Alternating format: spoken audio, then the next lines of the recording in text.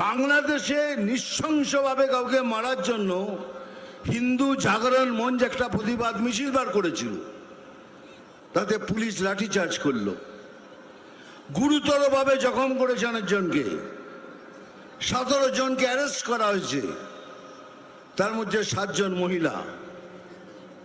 ভাবতে পারছেন বাংলাদেশে হয়েছে, প্রতিবাদ করছি এখানে সেটাও করতে পারবেন না।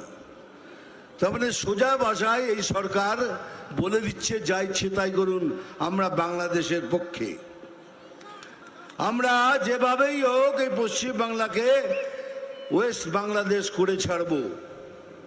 তাহলে আপনারাও শুনে রাখুন, এই শরীরে যতদিন 1 ফোঁটা রক্ত থাকবে कोई माई का लाल ये नहीं कर सकता।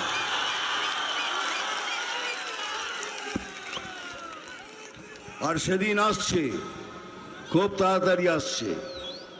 আপনাদেরও বলে রাখি, যে যেভাবে আপনাদের সাথে ব্যবহার করবে ঠিক সেইভাবে তাদের ব্যবহারের উত্তর দেবেন, তা না হলে এরা সোজা হওয়ার লোক নয়।